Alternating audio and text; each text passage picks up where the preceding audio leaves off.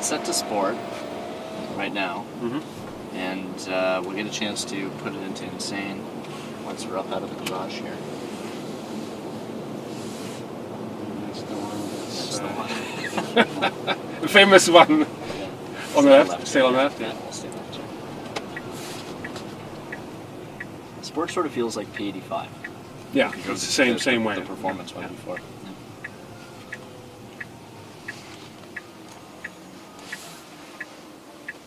Oh, new Mustang.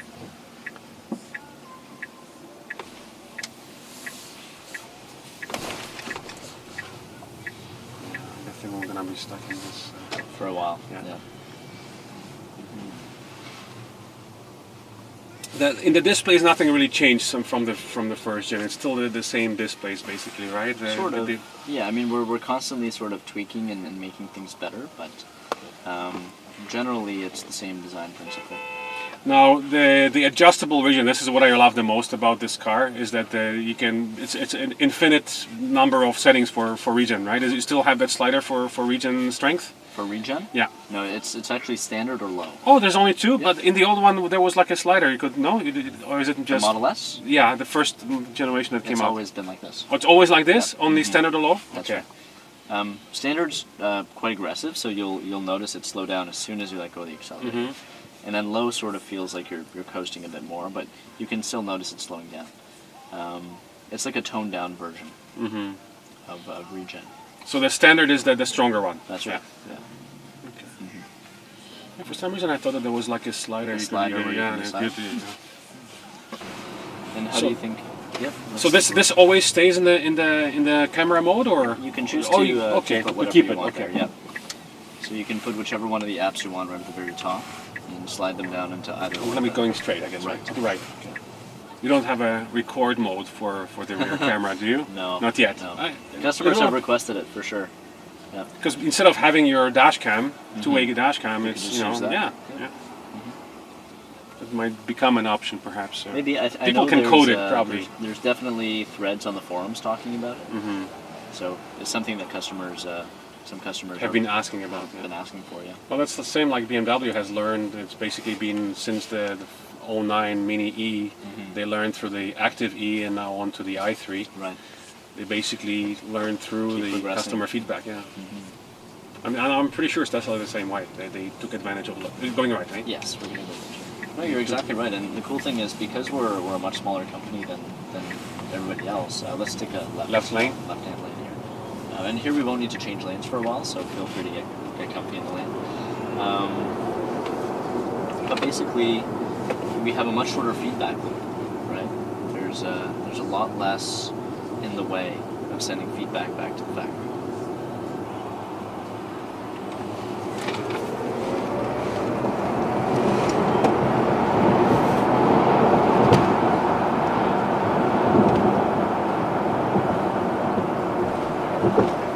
There's definitely nothing else like it. Yep, we're going to stay on the right-hand side. On the right side. Coming up to a straightaway.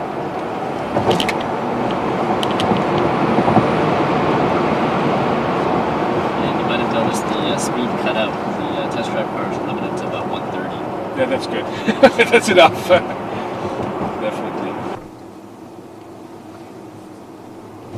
And you can hear the sound of the front. The front motor. That's right. You don't hear it in the other one, eh? That's interesting. Because it's like right there behind at the back of the front, right? That's right.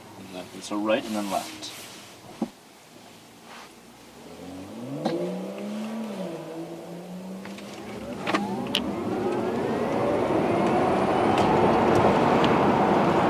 Definitely. And then normally it subsides, but here it's so constant. That's right.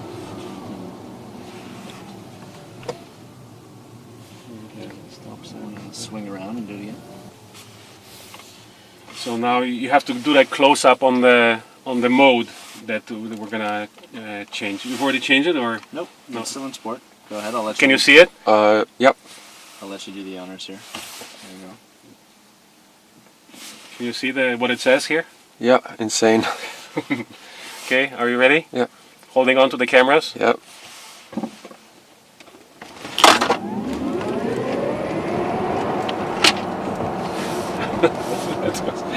That is something. You can feel your stomach staying in the back seat. Exactly. Yeah. Wow.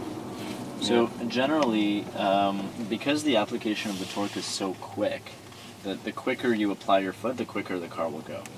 So if you can sort of, instead of gradually doing and then starting, Just floor it? just floor it, Okay. essentially. Yeah. All right. Pedal to the metal.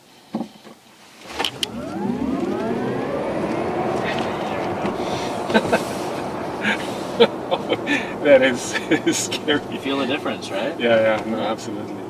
You can feel the G-forces, definitely. So was Elon justified in calling it insane? Or? Oh yeah, no, this is amazing. This is something completely different. And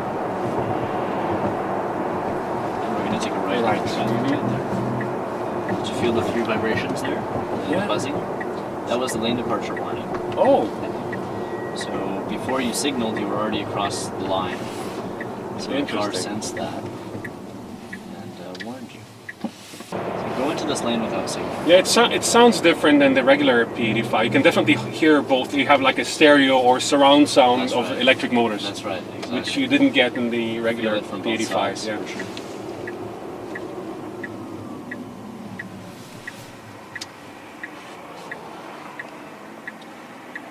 Sounds sort of like you're in a spaceship or Yeah, very traveling through time. Star Trekky. That's right. Just, I think it's the changing of the public perception out there is the hardest because still a lot of people don't even know that Tesla is electric. Like they see a luxury car, it looks like a luxury car, That's right.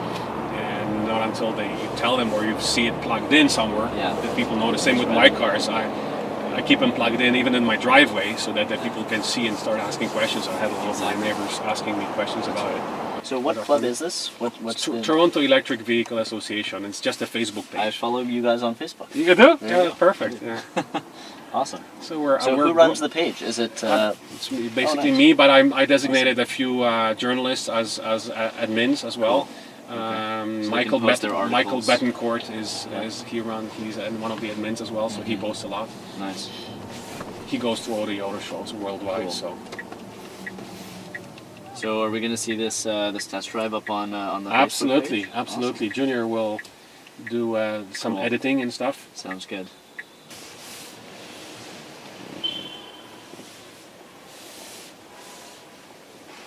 So now the autopilot feature. So basically that's So if you look behind your steering wheel there, that's going to show you... All right. Stop. Perfect. You see it on the left? Did you see the parking sensor? So put your foot on the brake. Right. You see it there. so where is Right over here. oh that's the sensor, but the autopilot, when the autopilot is in, so the autopilot feature, it's Right. not activated yet, right? Not yet, no. Well, the Autopilot is actually a combination of a few different features, right? And some of these features are common on other cars, like the adaptive cruise control, for example, or the lane departure warning. So right now But you just get a warning, Bit right? of a vibration through the steering wheel, 3 vibrations in a row lets you know you're swerving out of the lane. But it won't steer for you. Not yet. Yet. Yeah. The front-facing camera right now is also reading all the speed signs, so it lets you know what the actual speed limit is of the street that you're on, which is cool. But adaptive cruise control is coming soon, and essentially what Elon said was by this time next year, we're going to have the full suite of Autopilot stuff out. So basically, as long as you have the hardware, That's right. then you will be able to activate it through a over-the-air upgrade, updates. software update. Exactly. That's right. And then, so the autopilot option is a standalone option, which is about what, 2,800 or something. I can show you once we get upstairs, Okay. but there's a distinguishing factor between Autopilot Safety, which is standard, and then Autopilot Convenience, which is actually part of the tech package. So Autopilot Safety would be things like adaptive cruise control. Yeah. or eventually the sensors picking up the blind spots, for example, 360-degree blind spot monitoring. And then Autopilot Convenience would be if we have eventually getting self-parking, for example, things like that. So convenience, part of the tech package, and then safety is just standard on all cars. And I heard that one of the next features will be that the car will park itself, basically. But as long as it will be only limited to private driveways and private properties, So you won't be able to do it Yeah, in a that's public what parking Elon was spot. mentioning through the announcement, the D announcement. So that's what BMW has Right. kind of announced the same thing, but they're saying that you'll be able to park it in an underground public garage. But I guess so with Tesla, they're thinking more private driveways for now to launch it. But Yeah. the future is limitless. That's It'll right, depend exactly. on the lawyers more so than anything else than the technology. I think so. Yeah, I think society has a lot of catching up to do as well. But generally, I know Audi, for example, a while ago.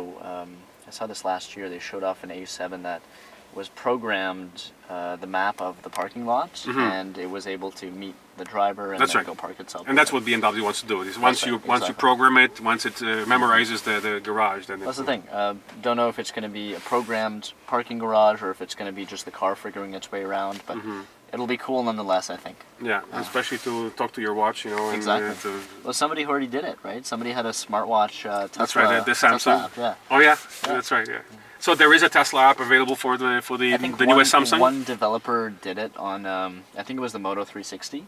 Yeah, but it was pretty cool. He said, "Okay, Google," and then Yeah, that's right. And come and get me. unlock my Tesla. Okay, so let me just try and remember where the stop key is now again. Sorry, the button. You're looking for the Power, ignition. yeah, the ignition button. What ignition? It doesn't exist. Oh yeah. That's right. There's no button here. It's not there. No. So there's nothing here. There's nothing to do. The car basically shuts itself off once you exit. Oh, okay. The key is just it's wireless. So the car will sense that there's no driver in the seat. It'll sense that you've exited the car and you've closed all the doors, and it'll just turn itself off. So there's no buttons to press. Nothing. Even when we sat in. So the sedan, all I had to do is press the brake and then put it in gear. Exactly. That's right. So that's different from the other EVs for Yep. sure. Like there's nothing to press. Yeah, That's right. Makes sense.